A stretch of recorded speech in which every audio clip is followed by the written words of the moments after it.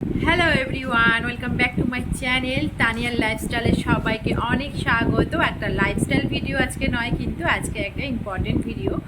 তো তোমাদের সাথে আজকে শেয়ার করতে চলেছি লাড্ডু যখন পেটে ছিল আমি কি করে বুঝেছি আমার ছেলে হবে, আর কী কী ছেলে হওয়ার সিমটমগুলো ছিল। যারা সদ্য এখনও মা হতে চলেছে, যারা মা হবে, তাদের জন্য এই ভিডিওটা তো অবশ্যই গুরুত্বপূর্ণ। তারাও বুঝতে পারবে যে আমার সিমটম দেখে তাদের ছেলে হবে না মেয়ে।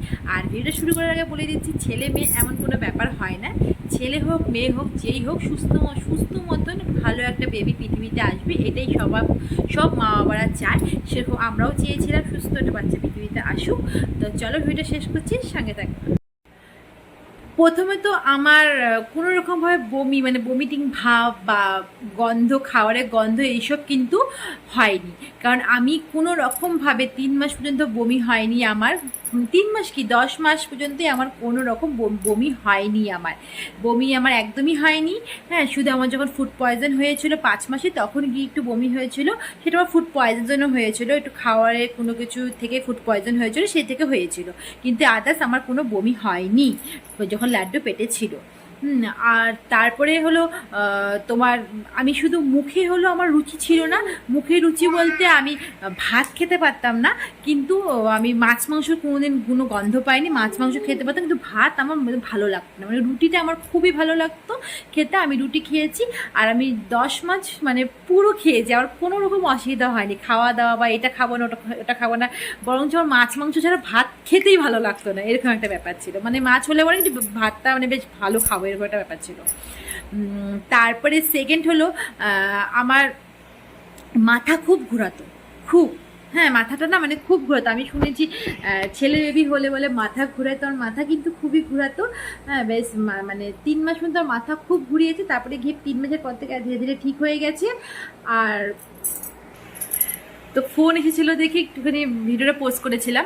হ্যাঁ, তারপরে আরেকটা হলো যেটা নাভি দিয়ে একটা লম্বা দাগ উঠে, যেটা হ্যাঁ প্রেগনেন্সির সময় সমস্ত মহিলাদের। হ্যাঁ, তো ওই দাগটা আমার নাভি থেকে উপর থেকে উঠেছিল লম্বা দাগ। হ্যাঁ, আর হলো নাভিটা তোমার বেশ বাইরের দিকে খুলে গেছিলো, একদম খুলে গেছিলো, একদম বাইরের দিকে, বাইরের দিকে বের হয়ে আসছিলো নাভিটা আমার। হ্যাঁ, তো এইগুলো হয়েছিল।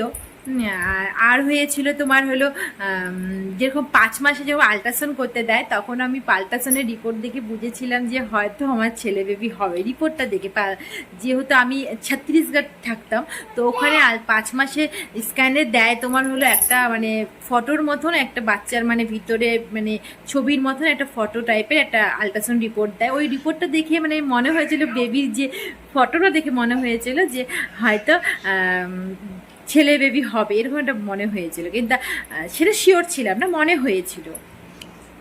আর আমি কোনো রকম এমন কিছু খাওয়ার নিয়ে যে আমি খেতে পারিনি, আমি সব খেয়েছি, আমার কোনো রকম বমি হয়নি। আর শুধু খাওয়ার মধ্যে ভাতের রুচি ছিল না।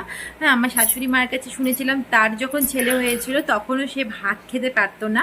হ্যাঁ, ভাত দেখলেই একটা ঘৃণা, ভাত দেখলেই ভালো লাগতো না, বা ঘৃণা কি ভালো লাগতো না ভাতটা। হ্যাঁ, ভাত ছাড়া সে সব খেতে পারতো, সেরকম আমি ওই সেম টু সেম ভাত আমি খেতে পারতাম না।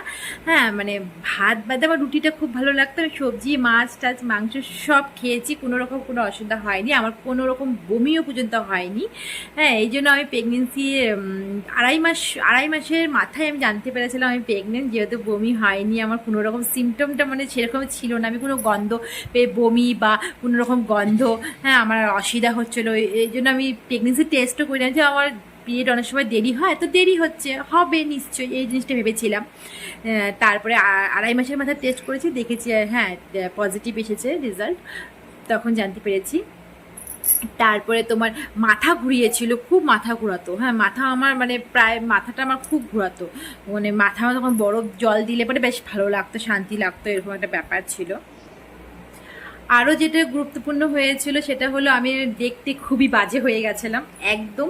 হ্যাঁ, মুখের মধ্যে খুব দাগ হয়ে গেছিলো, এই পাশ দিয়ে পুরো দাগ, এটা কালচার, গলার এখান দিয়ে পুরো কালচা টাইপের। 5 মাস হয়ে যাওয়ার পরে, 5 মাস পড়লো তখন থেকে কালচা টাইপের একটা দাগ হয়ে গেছিলো গলার মধ্যে, এখান থেকে একদম পুরো গলা। মনে হচ্ছিল আমি হয়তো 10 মাস ধরে স্নান করি না, 10 বছর ধরে এরকম নোংরা পড়েছে, কিন্তু অ্যাকচুয়ালি নোংরানের কালা হয়ে গেছিলো গলা টলা। প্লাস আমার লাড্ডু হয়ে যাওয়ার পর ঠিক হয়ে গেছে। ওহো, শোনো না না, তারপরে তোমার হলো আমি দেখতে খুবই বাজে হয়ে গেছিলাম, খুবই রোগা হয়ে গেছিলাম। হ্যাঁ, এক নম্বর কথা।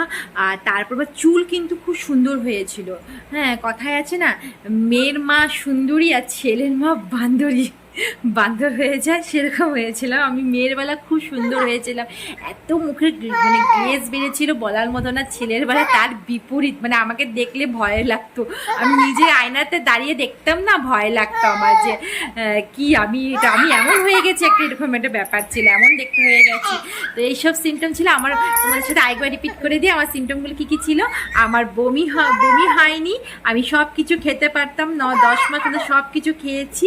আমার দেখতে একদম বাজে হয়ে গেছিলাম, গলার চারপাশ দিয়ে আমার দাগ হয়ে গেছিলো একদম। হ্যাঁ, তারপরে আমার মাথা খুব ঘোরাতো। হ্যাঁ, আর আমার চুল একদম পড়া বন্ধ হয়ে গেছিলো, একদম মানে একটা চুল পড়তো না, একটা চুল না। আমার তার আগে কিন্তু আমার খুব চুল, মানে হেয়ার ফল যেরকম নর্মাল হয় এরকম হেয়ার ফল হতো, সবার যেরকম ঘরে ঘরে হেয়ার ফল ওরকমই হতো। আমার মানে লাড্ডু হয়ে যাওয়ার পর, লাড্ডু মানে পেটে আসার পরে আমার একদমই হেয়ার ফল হতো না, একদমই, আমার একটা চুল পড়তো না। যাই হোক, এখন তার চুল মাথার মধ্যে নেই, সব আমার টাক হয়ে গেছে এখন। লাড্ডু তখন পড়তো না, এখন সব লাড্ডু আমার চুল ফেলে দিচ্ছে। লাড্ডু যত হাসছে আমার সব চুল ভাসছে মাটিতে, এদিক ওদিক গড়াগড়ি খাচ্ছে। তো ভিডিওটা এখানে এন্ড করছি। সবাই ভালো থেকো, সুস্থ থেকো। যদি ভিডিওটা ভালো লেগে থাকে একটা লাইক, কমেন্ট, শেয়ার অবশ্যই করো। আমার ছোট্ট পরিবারের সদস্য হয়ে যাও। আমি এই পরিবারে এখন কিন্তু অ্যাটেন্ড করতে পারছি না, ঠিক মতন ভিডিও দিতে পারছি না, কারণ দুটো বেবিকে নিয়ে থাকি আমি, জানো, আমার মেয়ে আর আমার ছেলে। তো ওদের আমার দেখতে হয়, টাইম দিতে হয়। এই জন্য আমি আমার এই চ্যানেলটা খুব খুব প্রিয়, আমার খুব কাছের একটা চ্যানেল এটা। আমি খুব শখ করে খুলেছিলাম চ্যানেলটা। হ্যাঁ, তো আমি চ্যানেলটাকে তোমরা প্লিজ দেখো, সবাই একটু সাপোর্ট করো আমাকে। আমি সময় মতন একটু কিছুদিন